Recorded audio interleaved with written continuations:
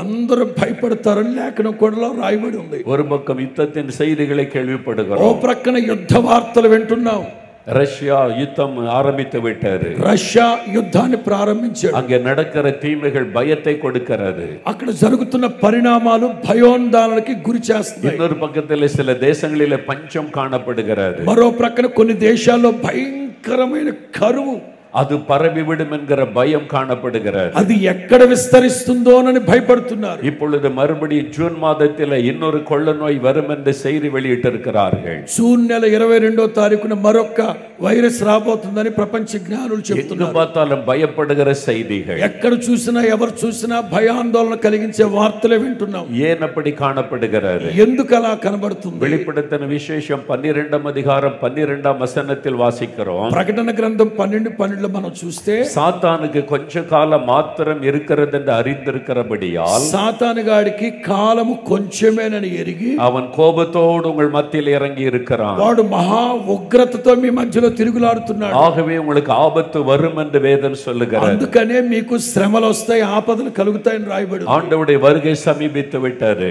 ప్రభువు రాకడ సమీపిస్తూ ఉంది. சாத்தானுக்கு கொஞ்ச காலம் மாத்திரம் இருக்கிறது. సాతానుగాడికి కొంచెం సమయమే ఉంది. ஆகவே அவன் பயப்படுத்துகிற காரியத்தை மக்களுக்குள்ளே கொண்டு வருகிறான். అందుకే వాడు ప్రజల్లో భయాందోళన కలుగు చేస్తున్నాడు. பயத்தினாலே மனிதர்களை அடிமைப்படுத்த விரும்புகிறான். భయము చేత బానిసలను చేస్తున్నాడు. ஆகவே தான் ஒவ்வொருவருக்குள்ளும் ஒவ்வொரு விதமான பயம். అందుకే ఒక్కొక్కళ్ళలో ఒక్కొక్క రకమైన భయం. ஒரு சமயம் ஒரு குடும்பத்தார் என்னை பார்க்க வந்தார்கள். ఓ సందర్భంలో ఓ కుటుంబస్తులు నన్ను కలవటానికి వచ్చారు. நல்ல படித்த ஒரு குடும்பத்தினர். బాగా చదువు సంధ్యలు కలిగిన మంచి కుటుంబం. அதிலே ஒரு வயதான தகப்பனார் இருந்தார். వాళ్ళలో వృద్ధాప్యంలో ఉన్న ఒక తండ్రి ఉన్నారు.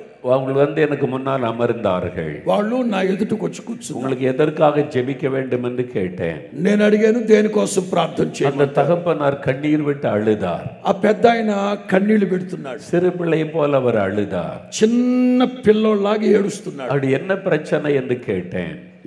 ఏం సమస్య అని అడిగాను. அவர் ஒரு வியாதியனுடைய பெயரை சொன்னார். என்னால் அதை விளங்கிக் கொள்ள முடியவில்லை. ఏదో వ్యాధి పేరు చెప్పాడు. ఆ వ్యాధి పేరు నాకు అసలు అర్థం కాదు. இந்த வியாதி அவரை தாக்கிவிட்டது. అలాంటి వ్యాధి చేత అతను அந்த తాకబడ్డాడు. வியாதி குறித்த ஒரு பயம் அவருக்குள்ளே காணப்பட்டது. ఆ వ్యాధిని గురించిన భయం కృంగదీస్తుంది అతను. இது வியாதி சுகமாக்க முடியாத வியாதி. ఈ వ్యాధి బాగుపడదు. சாகும் வரைக்கும் இது தொடர்ந்து கொண்டே இருக்கும். సత్యంత వరకు ఆ రోగం అతను వెంటాడుతూనే ఉంటది. ஏன் அப்படி சொல்லுகிறீர்கள் என்று கேட்டேன். ఎందుకు అలా చెప్తున్నారని అడిగాను. அவரே மருத்துவக் கல்லூரியிலே ப்ரொஃபஸராக வேலை செய்கிறார். విచిత్రం ఏంటంటే ఆ పెద్ద ఆయన మెడికల్ కాలేజీలో ప్రొఫెసర్గా ఉద్యోగం చేస్తున్నాడు. வியாதியை குறித்து வியாதியை சுகமாக்குவதை குறித்தும் அவர் தான் கற்றுக் கொடுக்கிறவர். వ్యాధుల గురించి వ్యాధుల్లో నుంచి ఎలా బాగుపడాలో ఆయనే చెప్తుంటారు ప్రసంగాలు. அவருக்குள்ளே வியாதியை குறித்த ஒரு பயம். అలాంటి వ్యక్తిలో వ్యాధిని గురించిన ఒక భయం. அவர்களை கலங்கி அழுது கொண்டிருந்தார். ఆయన ఎక్కులు పెట్టి ఏడుస్తున్నాడు. இன்னொரு சமயம் ஒரு குடும்பத்தார் என்னை பார்க்க வந்தார். మరో సందర్భంలో మరో కుటుంబం కలిశారు. அதுல கல்லூரியில படிக்கிற ஒரு வாலிப மகள். కాలేజీలో చదువుతున్న ఒక యవనస్తుడు. அவள் கண்ணீர் விட்டு அழுது கொண்டு ஒரு காரியம் சொன்னாள். కన్నీళ్లతో నా దగ్గర ప్రార్థన చేయించుకోవడానికి వచ్చి ఒక విషయం చెప్పాడు. அங்கிள், எனக்கு ஒரு வியாதி வந்து விடுமோ என்ற பயம் இருக்கிறது. అంకుల్, నాకేదో ఒక వ్యాధి వస్తుందేమోనన్న భయం నన్ను వెంటాడుతుంది. ஏன் வராத வியாதி குறித்து பயப்படுகிறாய்? అరే బాబు, ఇంకా రాని వ్యాధుల గురించి ఎందుకురా భయపడుతున్నావు అని అడిగాడు. அவள் சொன்னாள், எங்க அப்பாவுக்கு இந்த வியாதி இருக்கிறது. పాస్టర్ గారు, మా నాన్నకు ఆ వ్యాధి ఉంది, ఒకవేళ నాకు వచ్చుద్దేమో. எங்க அண்ணனுக்கு அந்த வியாதி இருக்கிறது. మా అన్నకి ఆ వ్యాధి ఉంది, என்னுடைய అక్కவுக்கு அந்த வியாதி இருக்கிறது. మా అక్కకి ఆ వ్యాధి ఉంది, ఒకవేళ నాకు వస్తదేమో. எல்லாருக்குமே 20 வயது வரும் பொழுது அந்த வியாதி வந்து தாக்குகிறது. సరిగ్గా 20 సంవత్సరాల వయసు వస్తే చాలు మా ఇంట్లో అందరిని బాధిస్తుంది. இப்போ எனக்கு 20 வயதாக போகிறது. ఇప్పుడు నాకు 20వ సంవత్సరం రాబోతుంది. எனக்கும் அந்த வியாதி வந்துடுமோ என்ற பயம். నాకు కూడా వచ్చేస్తదేమోనన్న భయం. சாபத்தினால் உண்டான ஒரு பயம். శాపము ద్వారా వచ్చే భయం. அந்த குடும்பத்தை ஒரு சாபம் தொடர்ந்து வருகிறது. ఆ కుటుంబాన్ని ఒక శాపం వెంటాడుతూ ఉంది. அதை குறித்த ஒரு பயம் அந்த மகளுக்குள்ளே காணப்பட்டது. దాని గూర్చిన భయం ఆ యవనస్తుని వెంటాడుతుంది. இப்படி ஒவ்வொரு மனிதருக்குள்ளும் ஒரு பயம். ఇట్లా ఒక్కొక్కరికి వ్యత్యాసమైన భయాలు. ஒரு சமயம் ஒரு சகோதரர் ஜெபிக்க வந்தார். ఒక సహోదరి ఒకసారి ప్రార్థన చేయించుకున్నారు. அவர் அழுக்கான வஸ்திரம் தரித்திருந்தார். அழுக்கான வஸ்திரம். ఆవిడ మంచి బట్టలు వేసుకోండి. அவர் மிகுந்த சோர்வோடு காணப்பட்டார். బహు దుఃఖంలో ఉంది ఆవిడ. உங்களுடைய பிரச்சனை என்னவென்று கேட்டேன். సహోదరి నీ సమస్య ఏమిటని అడిగాను. என் வீட்டை விட்டு புறப்பட்டு 6 மாதம் ஆகிவிட்டது.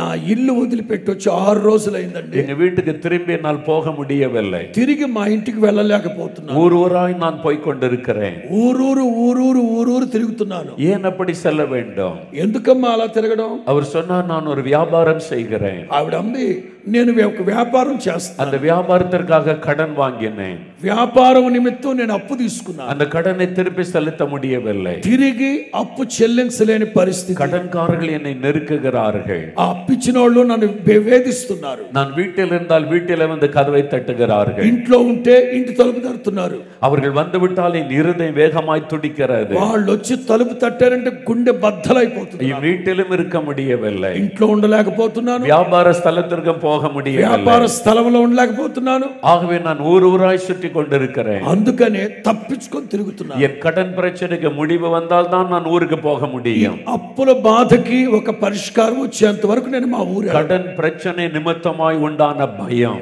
అప్పుల బాధ చేత భయపడుతూ తిరుగుతుంది. அந்த பயம் அவரை துரத்தி கொண்டிருந்தது. ఆ భయం ఆవిడ్ని తరుముతా ఉంది. இன்னொரு சமயம் ஒரு தகப்பனார் வந்தார். ఓ సందర్భంలో తండ్రి వయసున్న ఒక ఆయన நாங்க புதுசா ஒரு வீடு கட்டி இருக்கிறோம். మేము కొత్త ఇల్లు కట్టామండి. அதை பிரதிஷ்டை பண்ணி விட்டோம். అది ప్రతిష్ఠ చేసామండి. அந்த வீட்டில் எங்களால் தங்க முடியவில்லை. కానీ ఆ ఇంట్లో మేము ఉండలేకపోతున్నాం. அந்த வீட்டில் எங்களால் வசிக்க முடியவில்லை. క్షణమైనా ఇంట్లో ఉండలేకపోతున్నాం. நாங்கள் வெளியிலே ஒரு வாடகை வீட்டில் தங்கி இருக்கிறோம். మేము అద్దెంట్లో ఉంటున్నాం. ஏன் புதிய வீட்டில் தங்கவில்லை?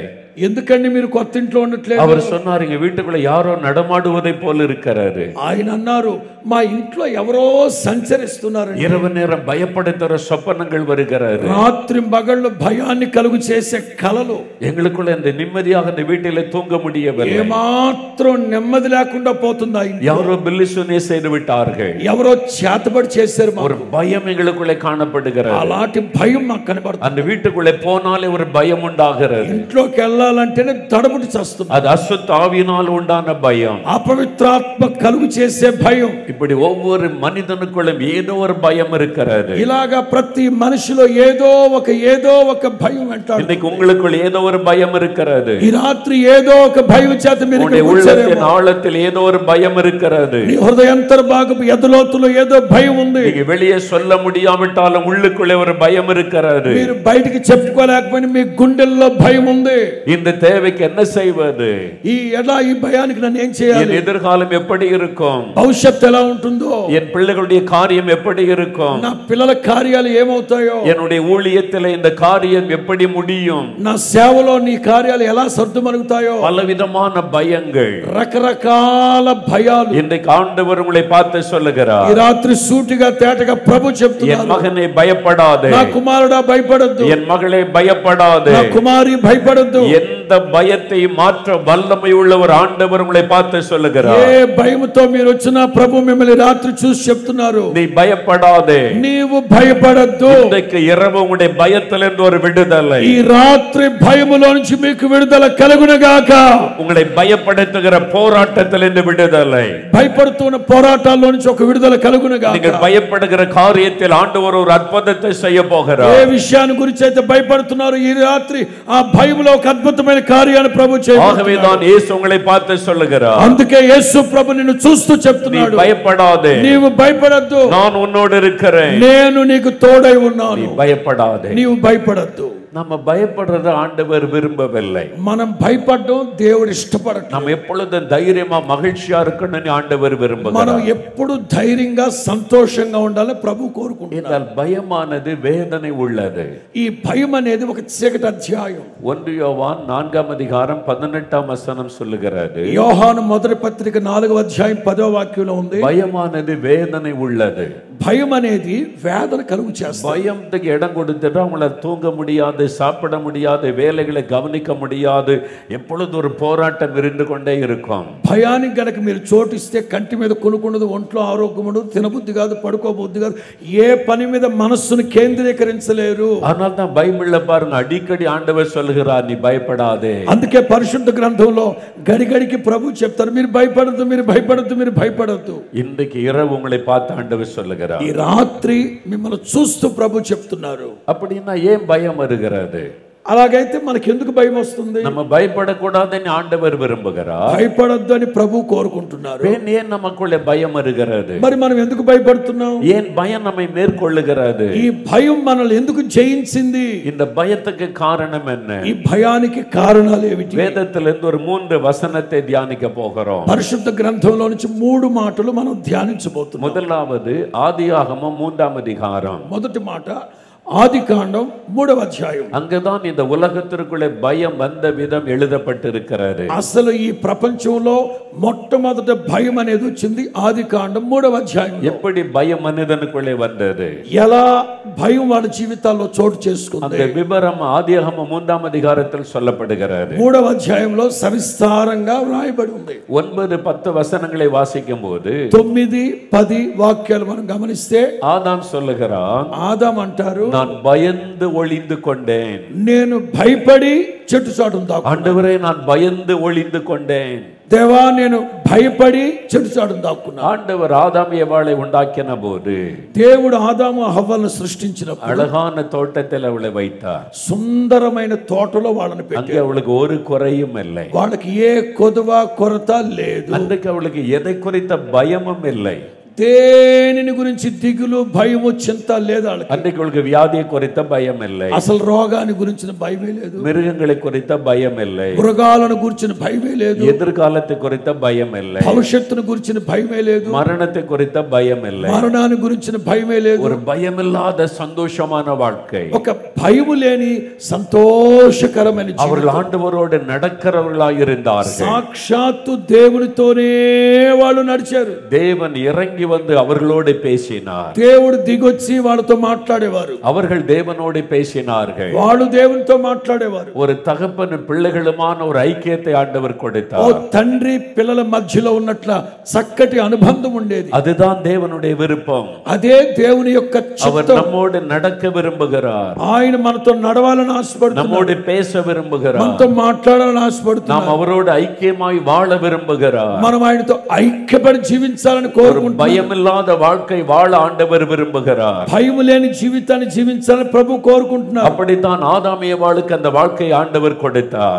అలాంటి జీవితాన్నే దేవుడు ఆదాము హవ్వలకు ఇచ్చారు. ஆனால் ஒரு நாள் அவர்கள் தேவனுடைய கட்டளையை மீறினார்கள். అయితే ఒకసారి దేవుని ఆజ్ఞని అతిక్రమించారు. அவர்கள் கீழ்ப்படியாமல் போனார்கள். అవిధేయతని చూపెట్టారు. பாவம் நுழைந்த போது పాపం ఎప్పుడైతే వాళ్ళ జీవితాల్లో చోటు చేసుకుందో பயம் வந்து விட்டது. వెంటనే భయం వచ్చింది. பாவம் தான் பயத்தை ஒரு மனிதனுக்குள்ளே முதலாவது கொண்டு வருகிறது. మొదటి మాట, నీవు చేసే పాపమే నీలో భయాన్ని కలుగు చేస్తుంది. அதுவரைக்கும் சந்தோஷமாய் தேவனோடு நடந்த ஆதாமும் ஏவாளும் అప్పటి వరకు సంతోషంగా దేవునితో నడిచిన వీళ్ళు ఆదాము హవ్వలు பாவம் செய்த உடன் పాపం చేసిన వెంటనే எப்படி ఆண்டవரை சந்திக்க முடியும்? అయ్యో దేవుణ్ణి ఎలా చూడాలి, ఇప్పుడు எப்படி அவரோடு பேச முடியும்? దేవునితో ఇప్పుడు ఎలా మాట్లాడాలి, அவருக்கு விரோதமாய் பாவம் செய்து விட்டோமே, అయ్యో దేవునికి విరోధంగా పాపం చేసేమే, பயம் உள்ளத்தில் வந்து விட்டது. ఆ భయం వాళ్ళ గుండెల్లోకి వచ్చింది. அங்கதான் பயம் ஆரம்பித்தது. అక్కడ భయం ప్రారంభమైంది.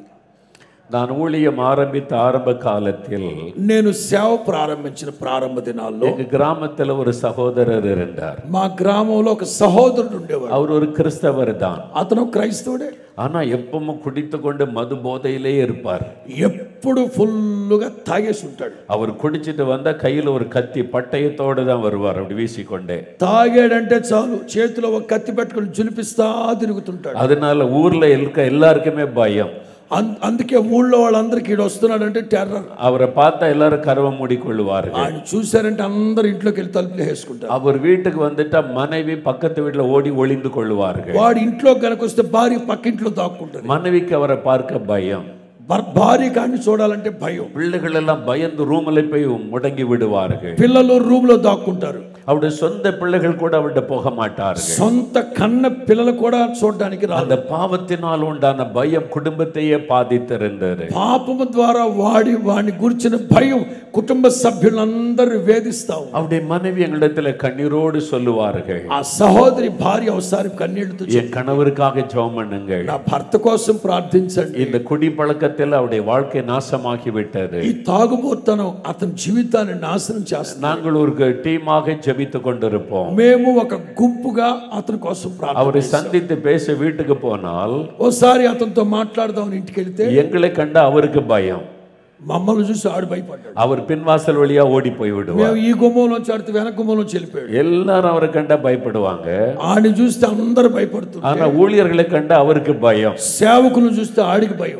என்ன ஒரு பாவத்தில் இருக்கிறதுனால, ఎందుకంటే పాపంలో ఉన్నందువల్ల எப்படி அவங்களோட பேசுவது? పాపంలో ఉన్నవాడు సేవకులను ఎలా చూడగలడు? அந்த பாவம் அவர்களுடைய பயத்தை கொடுத்து கொண்டே இருந்தது. ఆ పాపమే వాళ్ళ భయాన్ని కలుగు చేస్తా వచ్చింది. ஆனால் ஒரு நாள் அவர் கண்ணீரோடு மனம் திரும்பினார். అయితే ఒక రోజున కన్నీటితో ప్రార్థన చేసుకొని இயேசுவுக்கு தன் வாழ்க்கையை ஒப்பு கொடுத்தார். యేసు ప్రభువుకి తన జీవితాన్ని అప్పగించుకున్నాడు. தான் பாவி என்பதை ஆண்டவரிடத்தில் அறிக்கையிட்டார். నేను పాపిని అని ప్రభు సన్నిధిలో ఒప్పుకున్నాడు. இயேசுவுடைய ரத்தம் அவரை கழுவினது. యేసు రక్తం వాడిని కడిగి శుద్ధి చేసింది. உடனே பயம் அவரை விட்டு விலகி விட்டது. వెంటనే వాడి గుండెల్లో ఉన్న భయం తొలగిపోయింది. இப்போ எங்க கூட சேர்ந்து ஜெபம் பண்ணுகிறார். ఇప్పుడు మాతో కలిసి ప్రార్థన చేస్తున్నాడు. எங்க கூட சேர்ந்து ஊழியத்துக்கு வருகிறார். మాతో కలిసి సేవకు వస్తాడు. அந்த குடும்பமே சந்தோஷமாய் மாறிவிட்டது. కుటుంబమంతా సంతోషంగా మారుతుంది. பாவத்திலிருந்து விடுதலை பெறும் பொழுது பயம் விலகிவிடும்.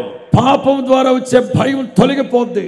பாவம் மன்னிக்கப்பட்டு விட்டால் பயம் உள்ளத்தை விட்டு போய்விடும். పాపానికి సంబంధించిన ప్రాయశ్చిత్తం కలిగితే నీకు ధైర్యం వచ్చేస్తుంది. வாலிபனே, உன் பாவம் உன்னை பயப்படுத்தி கொண்டிருக்கிறது. యవనస్తుడా, నీ పాపమే నీకు భయాన్ని కలుగు చేస్తుంది. வாலிப மகளே, உன் பாவம் உன்னை பயப்படுத்தி கொண்டிருக்கிறது. యవన సహోదరి, నీ పాపమే నిన్ను భయపెడుతూ ఉంది. என் பாவம் வெளியே தெரிந்து விடுமோ என்று பயந்து கொண்டிருக்கிறாய். ఒకవేళ నా పాపం బయటికి తెలుస్తుందేమో అని భయపడుతున్నావు. உன் செல்போனை உன் பெற்றோர் பார்க்க கூட நீ விரும்புவதில்லை. మీ సెల్ ఫోన్ ని మీ తల్లిదండ్రులు చూడటానికి కూడా మీరు ఇష్టపడట్లేదు. కారణం என்ன? కారణం ఏమిటి? ఏదో ஒரு பாவம் அதற்குள்ளே ஒளிந்திருக்கிறது. దాంట్లో ఏదో పాపాన్ని దాచిపెట్టావు. உன் செல்போனை கூட உன் பெற்றோருக்கு கொடுக்க நீ பயப்படுகிறாய். నీ సెల్ ఫోన్ ని కన్న తల్లిదండ్రుల వాడికి ఎందుకు భయపడుతున్నావు? காரணம் அதற்குள்ளே பாவம் இருக்கிறது. ఎందుకంటే పాపాన్ని దాచిపెట్టున్నావు. பாவம் உன்னை பயப்படுத்தி கொண்டிருக்கிறது. ఆ పాపమే నిన్ను భయపెడుతా ఉంది. நீ இன்றைக்கு பாவத்திலிருந்து மனம் திரும்ப வேண்டும். ఈ రాత్రి నీవు ఆ పాపంలో నుంచి మారు మనసు పొందాలి. பாவத்திலிருந்து விடுதலை பெற்றுக் கொள்ள வேண்டும். పాపంలో నుంచి విడుదల పొందాలి. அப்பொழுதுதான் உன்னுடைய உள்ளத்திலே பயமில்லாத ஒரு சந்தோஷம் உண்டாகும். అప్పుడే నీ హృదయంలో ఉన్న భయం తొలగిపోయి హృదయానందం కలుగుతుంది. தமிழ்நாட்டில் கோயம்புத்தூர் என்ற ஒரு பட்டணம் இருக்கிறது. తమిళనాడు రాష్ట్రంలో కోయంబత్తూర్ అనే పట్టణం ఉంది. அங்க ஒரு பெரிய ஜெயில் இருக்கிறது, சிறைச்சாலை. అక్కడ ఒక పెద్ద జైలు ఉంది. அங்கிருந்து ஒரு சமயம் ஒரு வாலிபன் எனக்கு கடிதம் எழுதியிருந்தான். ఆ జైల్లో నుంచి ఒక సహోదరుడు నాకు ఉత్తరం రాశాడు. ஜெயில கைதியா இருக்கிறான். జైల్లో ఖైదీగా ఉన్నాడు. அந்த அதிகாரிகளுடைய உத்தரவோடு கடிதம் அனுப்ப முடியும். అక్కడ జైలు అధికారి స్టాంప్ ఉన్న పేపర్ మీద ఉత్తరం రాసి పంపించవచ్చు. அவன் எழுதின கடிதத்தில் అతను రాసిన ఉత్తరంలో, நான் இயேசுவை அறியாதவன், నాకు యేసు ప్రభు అంటే ఎవరు తెలియదు. இந்த ஜெயில வந்த பிறகுதான் இயேசுவை அறிந்து கொண்டேன். ఈ జైల్లోకి వచ్చాక నేను యేసు ప్రభుని తెలుసుకున్నాను. இப்ப நான் ரட்சிக்கப்பட்ட கிறிஸ்தவன் என்று எழுதியிருந்தான். ఇప్పుడు నేను రక్షింపబడిన క్రైస్తవుని అని చెప్పి రాశాను. அந்த வார்த்தை என்னை அதிகமாய் தொட்டது. ఆ మాట నాకు చాలా సంతోషపడ్డాను. இந்த வாலிபனை பார்க்க வேண்டும் என்று விரும்பினேன். ఎలాగైనా సహోదరుని కలవాలనుకున్నాను. நானும் என் மனைவியும் அவனை பார்க்க போனோம். నేను నా భార్య అతను చూడడానికి వెళ్ళాను. அந்த ஜெயிலுக்கு போனோம். జైలుకి వెళ్ళాం. ஒரு அழகான வாலிபன், మంచి కుర్రాడు, అందమైన ஒரு 20 வயசு இருக்கும். 20 வயసు இருக்கும். 20 సంవత్సరాల వయసు. சௌந்தரியமான ஒரு வாலிபன், మంచి అందగాడండి. நான் அவனை பார்த்த போது கேட்டேன், என்ன குற்றம் செய்து ஜெயிலுக்கு வந்திருக்கிறாய்? ఆయన చూసిన వెంటనే అడిగాను, ఏ తప్పు చేసి నువ్వు ఇక్కడికి వచ్చావు? அவன் பாருங்க, சீக்கிரமா பணக்காரன் ஆகணும்னே அவனுக்கு ஆசை வந்ததான். ఆడు చెప్పాడు, తొందరగా నేను ధనవంతుని అయిపోవాలని ఆశ వచ్చిందంటాడు. அதனால சில நண்பர்களோட சேர்ந்து திருடுவதற்கு போனான். అందుకని కొంతమంది స్నేహితులతో కలిసి దొంగతనానికి వెళ్ళాడట. அந்த தவறான நண்பர்கள் அவனை திருட அழைத்து கொண்டு போனார்கள். ఆ తప్పుడు స్నేహితులు వీడిని దొంగతనానికి తీసుకెళ్లారు. ஒரு பணக்காரருடைய வீட்டுக்குள்ளே நுழைந்து திருடி கொண்டிருந்தார்கள். ఓ ధనవంతుని ఇంట్లోకి వెళ్ళి దొంగతనం చేస్తున్నారు. திடீரென்று அந்த வீட்டில் இந்த வயசானவர் விழித்து விட்டார். అకస్మాత్తుగా ఆ ఇంట్లో ఉన్న ముసలోడు లేచాడు. அப்படி ஏற்பட்ட கை கலப்புல ஒரு மரணமும் ஏற்பட்டு விட்டார். மரணம் ஏற்பட்டு விட்டாரு அந்த குடும்பத்துல. ఆ ఇంట్లో ముసలతను చచ్చిపోయాడు. సడన్ గా వీళ్ళు ఏదో చేశారు. திருட வந்த இடத்துல ஒரு கொலையும் நடந்து விட்டாரு. దొంగతనానికి వచ్చి చూసేసాడన్న ఉద్దేశంతో ముసలిని చంపేశారు. இப்பொழுது போலீஸ் அவனை கைது செய்தது. పోలీసు వాళ్ళు వాడిని ఖైదు, எல்லாரும் జైల్లో இருக்கிறாங்க. అందరూ జైల్లో ఉన్నారు. அவனுடைய உள்ளத்தில் ஒரு பெரிய பாதிப்பு. వాడి గుండెల్లో భయంకరమైన బాధ. நான் ஒரு திருடனாகி விட்டேனே, అయ్యో నేను ఒక దొంగనయ్యానే, இப்போ ஒரு கொலைகாரனும் ஆகி விட்டேனே, ఇప్పుడు నేను ఒక నరహంతకుడిని అయ్యానే, என் குடும்பத்தை பற்றி ஊர்ல எல்லாரும் என்ன சொல்லுவாங்க, మా ఊళ్ళో మా కుటుంబాన్ని గురించి ఏమనుకుంటారు ప్రజలు? திருடனுடைய குடும்பம், దొంగోడి కుటుంబం అది, கொலைகாரனுடைய குடும்பம், నరహంతకుడి కుటుంబం అది. எப்படி நான் வாழ போகிறேன், ఇప్పుడు నేను ఎలా బ్రతకాలి? அவனுக்குள்ள ஒரு மனசாட்சி வாதித்தது. వాడి హృదయంలో మనస్సాక్షి వాడిని బాధిస్తూ, யாரையும் பார்ப்பதற்கு அவனுக்குள்ள விருப்பம் இல்லை, ఎవరిని చూడడానికి ఆడికి ఇష్టం లేదు, அவனுக்குள்ள ஒரு பயம், ఆడి గుండెల్లోనే భయం. இனி எப்படி நான் மக்களை சந்திப்பது, ఇక బయటికి వెళ్ళక నేను ఎట్లా ప్రజలను என் చూడాలి, குடும்பத்தாரை எப்படி சந்திப்பது, మా ఇంట్లో వాళ్ళకి నేను ఎలా మొహం చూపెట్టాలి? ஜெயிலுக்குள்ள அழுது கொண்டே இருப்பான். జైల్లోనే ఏడ్చుకుంటున్నాడు ఆడు. நான் இப்படி ஒரு பாவம் செய்துட்டேனே, నేను ఇలాంటి ఒక పాపం చేశాను, ஐயோ நான் என்ன செய்வேன், అయ్యో నేనేం చేయాలి? அழுது கொண்டே இருப்பான். ఏడుస్తా ఉన్నాడు. ஒரு ஞாயிற்றுக்கிழமை அந்த ஜெயிலுக்குள்ளே ஒரு ஆராதனை நடைபெற்றது. ఓ రోజు ఆదివారం అక్కడ ఆరాధన జరుగుతూ ఉంది. அதுல சில கிறிஸ்தவர்கள் கூடி பாட்டு பாடி அவங்களுக்கு ஆராதனை நடத்தி ఆ கொண்டிருந்தார்கள். జైల్లో కొంతమంది క్రైస్తవులు పాట పాడి వాక్యం చెప్పి ఆరాధన జరిపిస్తారు. விரும்பினவர்கள் அதில் பங்கு பெறலாம். ఎవరికైనా ఇష్టం ఉంటే ఖైదీలు కూడా వెళ్ళి కూర్చోవచ్చు. ஒரு ஊழியக்காரர் அங்கே வந்து அவளுக்கு பிரசங்கம் பண்ணினார். ఒక సేవకుడు అక్కడికి వెళ్ళి ప్రసంగం చేస్తాడు. இவன் தூரத்தில் உட்கார்ந்து கவனித்துக் கொண்டிருந்தான். యవనస్తులు దూరంగా కూర్చొని చూస్తున్నాడు. அப்பொழுது அந்த ஊழியக்காரர் சிலுவை மரணத்தை குறித்து பேசினார். అప్పుడు ఆ సేవకుడు యేసు ప్రభు శిలువ శ్రమలను గురించి వివరిస్తున్నాడు. சிலுவையில் அவரோடு கூட அறையப்பட்ட கள்ளனை கூட இயேசு மன்னித்தார். యేసు ప్రభుతో పాటు శిలువలో వేలాడుతున్న దొంగని యేసు ప్రభు క్షమించాడని చెప్తున్నాడు. அவர் எந்த பாவத்தை மன்னிக்க கூடியவர், ఎంత ఘోర పాపినైనా ప్రభు క్షమిస్తారని చెప్తున్నాడు. அந்த செய்தி அவனுடைய உள்ளத்தை தொட்டது. ఆ మాటలు ఆడి హృదయ అంతర్భాగాన్ని తాకే. என் பாவம் మన్నికப்படுమా, నా పాపాలు క్షమించబడతాయి, எனக்கு பாவத்தில் இந்த விடுதலை கிடைக்குமா, ఈ పాపములో నుంచి విడుదల కలుగుతుందా? அந்த இயேசுவை பற்றி அறிந்து கொள்ள அவன் ఆ விரும்பினான். యేసు క్రీస్తుని గురించి తెలుసుకోవాలని వచ్చాడు. அந்த ஊழியக்காரிடத்தில் ஓடினான். ఆ సేవకుడి దగ్గరికి పరిగెత్తి, ஐயா நான் பாவம் செய்து விட்டேன், అయ్యా నేను పాపం என் చేశాను, பாவம் மன்னிக்கப்படுமா, నా పాపాలు క్షమించబడతాయా?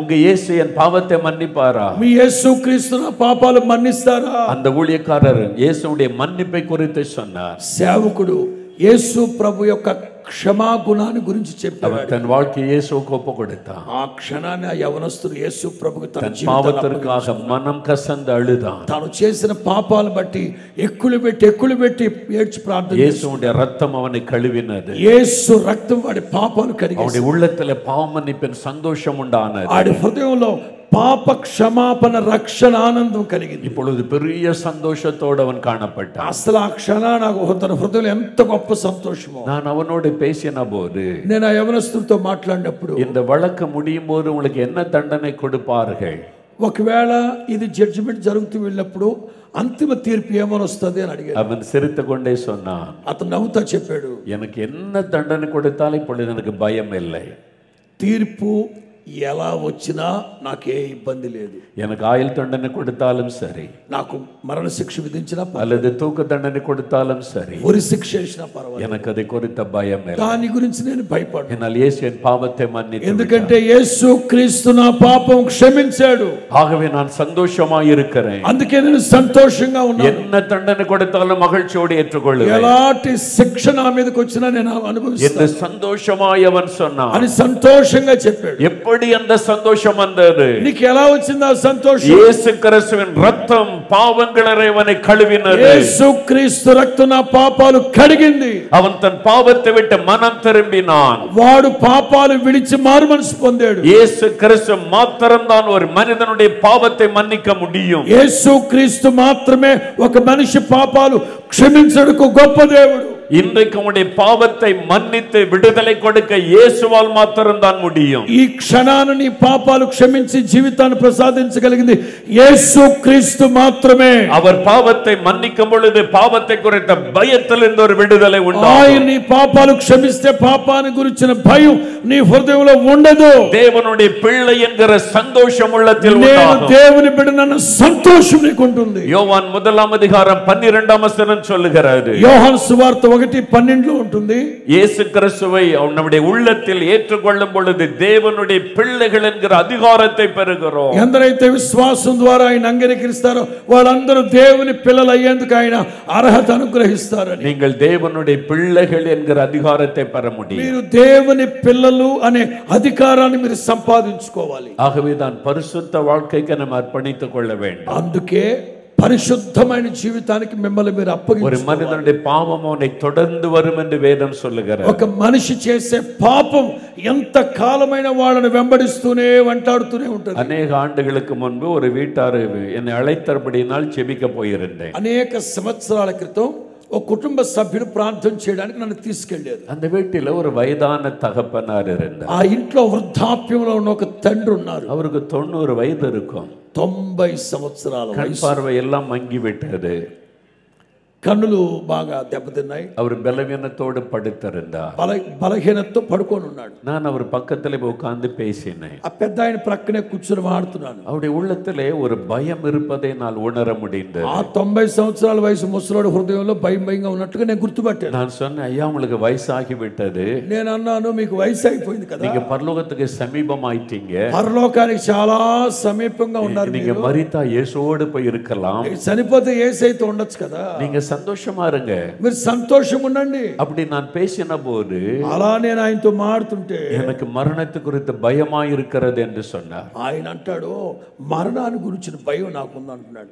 ஏன் நீங்க பயப்படணும்? ఎందుకు భయపడాలి? அவர் ஒரு காரியம் சொன்னார். ఆ పెద్ద ఆయన మాట చెప్పాడు, நான் 40 வருஷமாய் முழு நேரமாய் ஊழியம் செய்தவன். నేను 40 సంవత్సరాలు సంపూర్ణమైన సేవకుడిగా సేవ చేశాను. ஒரு சபையிலே ஊழியக்காரனாய் இருந்தேன். ఓ సంఘానికి కాపరిగా ఉన్నాను.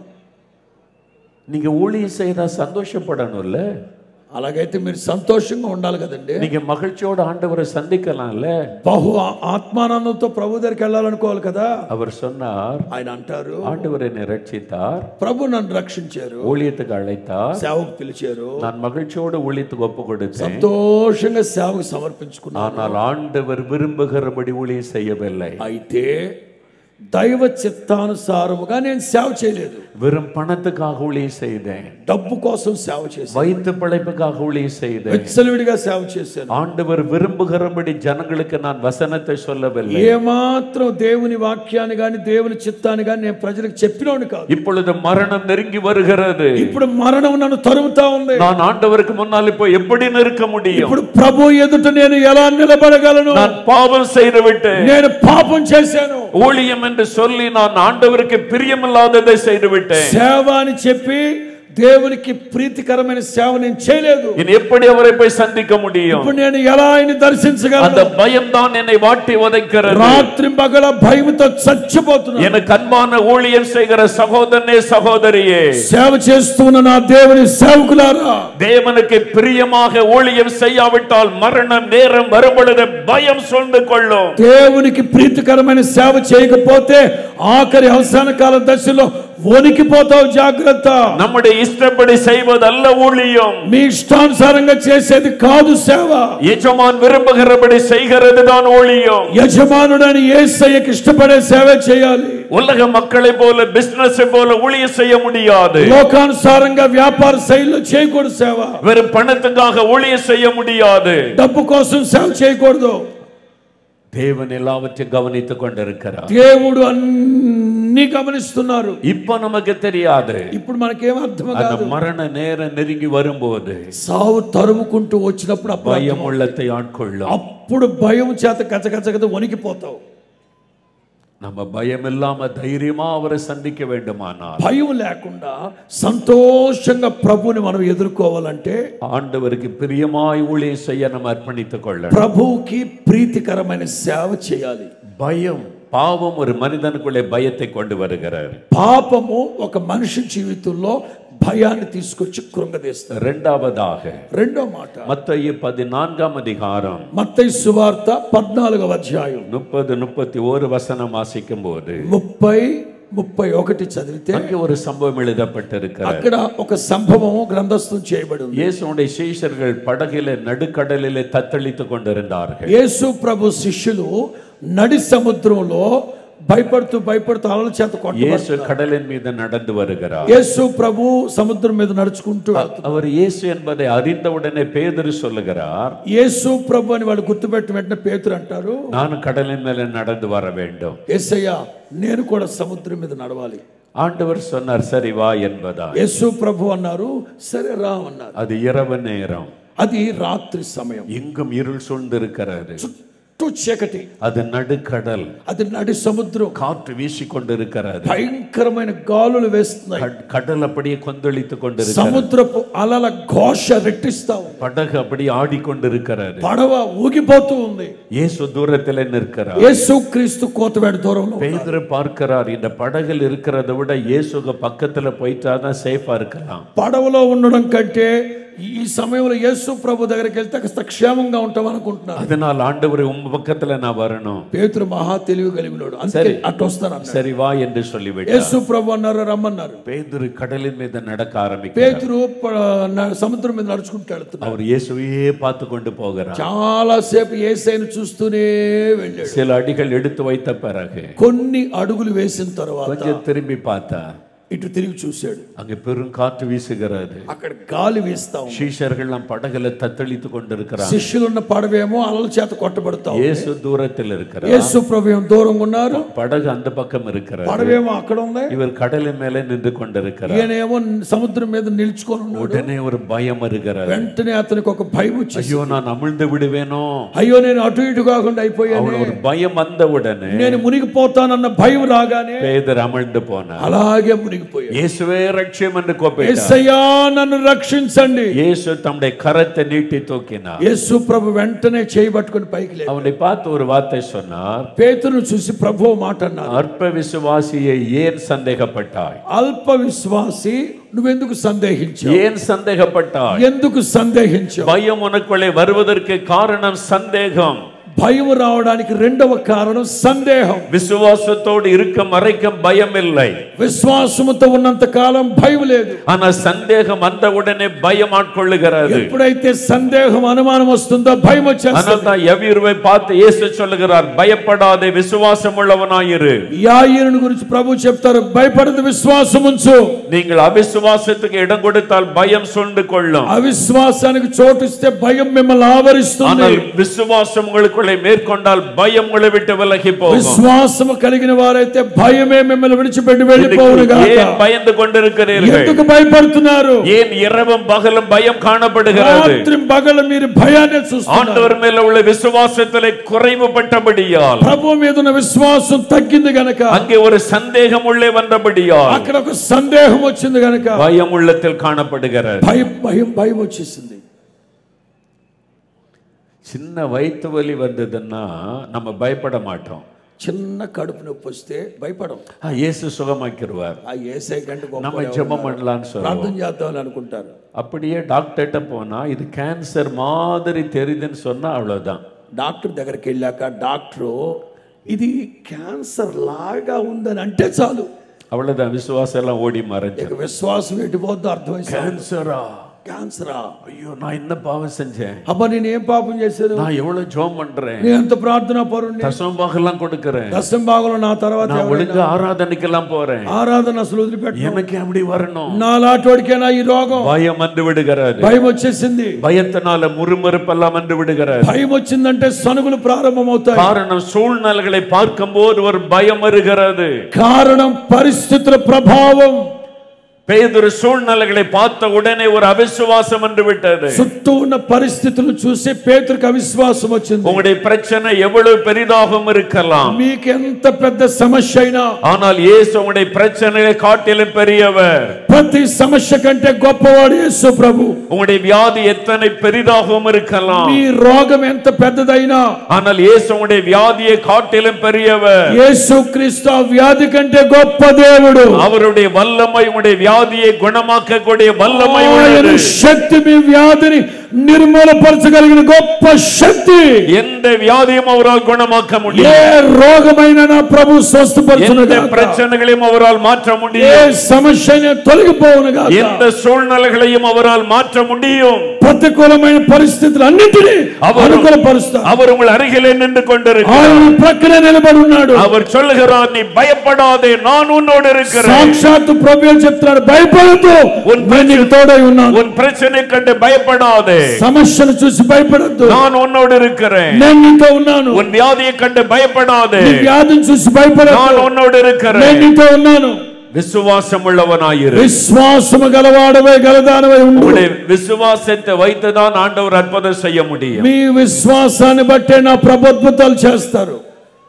எந்த சூழ்நிலை கண்டு பயப்படாதீங்க. ఎలాంటి ప్రతికూలమైన పరిస్థితిని చూసుకొని మీరు భయపడొద్దు. தேவன் உங்களுடைய விசுவாசத்தை கனப்படுத்துவார். దేవుడు మీ విశ్వాసాన్ని ఘనపరిచే దేవుడు. நான் அந்த கூடார பண்டிகைக்கு போறேன். నేను గుడారాల పండుగలకు என் వెళ్తున్నాను. வியாதி எல்லாம் சுகமாயிரும். నా రోగాలన్నీ బాగైపోతాయి. என் குழந்தைக்கு சுகமாயிரும். నా పిల్లలకి బాగా అరుగు. இந்த கேன்சர் வியாதி போயிரும். నా క్యాన్సర్ తొలగిపోద్ది. எல்லா நோயும் மாறி சுகத்தோடு வருவேன்னு சொல்லித்தானே வந்தீங்க. ప్రతి విధమైన వ్యాధి బాధలు వ్యాధులు తొలగిపోతాయి అనేగా మీరు ఇక్కడికి వచ్చింది. நீங்க சுகத்தோடு தான் போவீங்க. మీరు ఆరోగ్యాన్ని పొందుకునే వెళ్ళబోతున్నారు ఇక్కడి నుంచి. விசுவாசத்தை ஆண்டவர் கனப்படுத்துவார். యేసు నామములో మీ విశ్వాసాన్ని ప్రభువు గణపరచును గాక. விசுவாசத்தை விட்டு விடாதுங்க. విశ్వాసాన్ని విడిచిపెట్టొద్దు. ஒரு சமயம் எங்க ஜெபத்துக்கு ஒரு சகோதரியை தூக்கி கொண்டு வந்தார்கள். మా ప్రార్థనా బృందం ప్రార్థన చేస్తూ ఉంటే ఒక సహోదరిని మోసుకుంటూ తీసుకొచ్చారు. அவங்களுடைய வியாதியினால பாதிக்கப்பட்டு கை கால்கள் செயலற்று விட்டது. భయంకరమైన వ్యాధి వచ్చినందువల్ల రెండు కాళ్ళు రెండు చేతులు సచ్చు పడిపోయాయి. வீட்டிலே படுத்த படுக்கையில இருந்தாங்க. మా ఇంట్లో వాళ్ళ మంచం మీద పడుకోండి. எழும்பி உட்கார முடியாது, நடக்க முடியாது, కూర్చోలేదు, నడవలేదు. எத்தனையோ மருத்துகள் மாத்திரை எல்லாம் மருத்துவெல்லாம் பார்த்து முடித்தாகிவிட்டார். ఎన్నో హాస్పిటల్కి తిరిగారు, ఎన్నో మందులు వాడారు, నిష్ప్రయోజనం. என்னை சுகமாக முடியாத அந்த சூழ்நிலை. నాకు ఇక ఆరోగ్యం రాదని నిరుత్సాహంతో ఉన్నారు. அவங்க இந்த வீட்டாரிடத்துல சொன்னாங்க, என்ன அந்த ஜெபத்துக்கு கொண்டு போங்க. ఇంట్లో వాళ్ళు చెప్పారట, ఆ ప్రార్థనకి తీసుకెళ్తాం. ஒரு நாள் இந்த ஜெபத்துக்கு போனா எனக்கு சுகமாயிரும். ఆవిడకి విశ్వాసం వచ్చింది. ఒక్కరోజు ప్రార్థనకి వెళ్తే నాకు ఆరోగ్యం, இயேசு என்னை சுகமாக்குவார். యేసు ప్రభు నన్ను బాగు చేస్తారని. உடனே ஒரு கார் ஒழுங்கு பண்ணி వెంటనే ఒక కారు అద్దెకి తీసుకుని அந்த కార్ல அந்த సహోదరి தூக்கு கொண்டு தான் உள்ள வச்சாங்க. ఎంతో భారంగా సహోదరి కారులో కూర్చోబెట్టుకుని బయలుదేరారు. அங்கிருந்து 3 மணி நேரம் டிராவல் பண்ணாதான் எங்க ஊருக்கு வர முடியும். 3 గంటల ప్రయాణం చేస్తే గానీ మా ఊరు రారు. அவங்க அந்த ஜெபத்துல வந்து அவங்களை ஒரு படுக்கையில கடத்தி வைத்திருந்தார்கள். ప్రార్థనా స్థలానికి తీసుకొచ్చి ఒక మంచం మీద పడుకోబెట్టారు. அவங்க கூட்டத்தில் பங்கு பெற்றார்கள். ఆ ప్రార్థనలో ఆవిడ కూడా పాల్గొన్నారు. படுக்கையில இருந்து கொண்டே ஜெபித்தாங்க. మంచం మీద పడుకొనే ప్రార్థన இயேசுவே చేస్తున్నారు. என்னை குணமாக்கும், యేసయ్యా నన్ను బాగు చేయి, இயேசுவே என்னை குணமாக்கும். యేసయ్యా నన్ను బాగు చేయి. நான் இங்கிருந்து போகும்போது நடந்து போகணும் నేను ఇక్కడ నుంచి వెళ్ళేటప్పుడు నడుచుకుంటూ వెళ్ళాలి அப்படின்னு ஜெபம் பண்ணி கொண்டே అని இருந்தார். ప్రార్థన చేసుకుంది. அந்த கூட்டெல்லாம் முடிந்து விட்டது. ఆ ప్రార్థన ముగించబడింది. ஜெபம்லாம் முடிந்து விட்டது. ప్రార్థనలన్నీ అయిపోయాయి. சரீரத்தில் ஒரு மாற்றமும் இல்லை. శరీరంలో ఏ మార్పు లేదు. அதே மாதிரி படுக்கையில தான் இருந்தாங்க. అలాగే సచ్చుపడిపోయి మంచంలో ఉంది. அதன் பிறகு அந்த குடும்பத்தார் அவங்களை கார்ல தூக்கி வைத்தார்கள். ఆ తర్వాత ఆ కుటుంబస్తులు ఆవిడ తీసుకెళ్లి మరలా కారులో పడుకోబెట్టారు. மறுபடியும் கிராமத்துக்கு போனார். మరలా గ్రామానికి వెళ్ళిపోయారు. அந்த சகோதரி ஆண்டவரை பார்த்து சொன்னாங்க, ఆ సహోదరి ప్రభుని చూసి అడిగింది, ஆண்டவரே நான் வீட்டை விட்டு புறப்படும் போது నేను మా ఇంట్లోంచి వెళ్ళేటప్పుడు நான் திரும்ப அந்த வீட்டுக்குள்ள வரும்போது நடந்து தான் வரணும்னு தான் ஜெபம் பண்ணேன். తిరిగి వచ్చేటప్పుడు నడుచుకుంటూ నేను మా ఇంట్లోకి రావాలని ప్రార్థన చేసుకుని இந்த வீட்டில இருந்து என்ன தூக்கி கொண்டு போறாங்க. ఈ ఇంట్లో నుంచి నన్ను మోసుకొని நான் వెళ్తున్నారు. திரும்ப இந்த வீட்டுக்குள்ள வரும்போது நடந்து தான் வரணும். తిరిగి నేను మా ఇంటికి అంటూ వస్తే నడిచే రావాలని நான் உம்மை விசுவாசிக்கிறேன். ఇంత విశ్వాసంతో நீங்க ఉన్నారు. அற்புதம் செய்வீங்க. మీరు అద్భుతాలు చేస్తారు. அப்படிதானே நான் ஜெபம் பண்ணிட்டு வந்தேன். అలాగే ప్రార్థన చేసుకొని నేను వచ్చాను நான் உம்மை விசுவாசித்தேனே అని విశ్వసించాను నేను அப்படி ஆண்டவர் சொல்லிக்கொண்டே பிரயாணத்துல போனாங்க. అని కారులో పడుకొని ప్రార్థన చేసుకుంటూ వెళ్తుంది. அவங்க வீட்டுக்கு முன்னால கார் வந்து நின்றது. వాళ్ళ ఇంటి ముందు కారు ఆగింది. எல்லாரும் இறங்கினாங்க. అందరు దిగేశారు. இந்த సహోదరి பின் சீட்ல படுத்திருந்தாங்க. ఈ సహోదరి వెనక సీట్లో పడుకొనే ఉంది. டக்குன்னு எழும்புனாங்க. ఆ మంచం పైకెత్తారు. அவங்களே நடந்து வீட்டுக்குள்ள போனாங்க. మంచం లేపారు. వెంటనే ఈవిడే నడుచుకుంటూ ఇంట్లోకి వెళ్ళిపోయింది. அற்புதமாய் சுகமாகிட்டாங்க. అద్భుతమైన స్వస్థత. அவங்க என்ன விசுவாசித்தாங்க?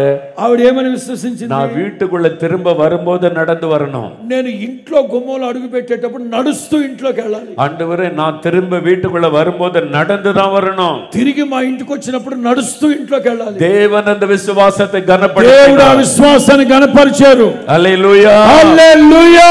கோடார பண்டிகை விட்டு போகும்போது நீங்க சுகத்தோடு தான் போவீங்க. గుడారాల పండుగలోంచి మీరు వెళ్ళేటప్పుడు అందరూ స్వస్థపడి ఇక్కడి నుంచి వెళ్ళబోతున్నారు.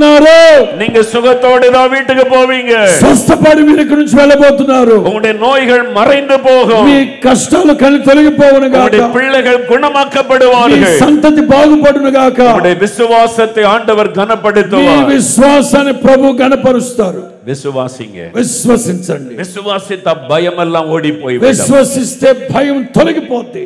நீங்க விசுவாசிக்கும் போதுதான் ஆண்டவர் அற்புதம் செய்ய முடியும். మీరు విశ్వసించినప్పుడే దేవుడు అద్భుతాలు చేస్తారు.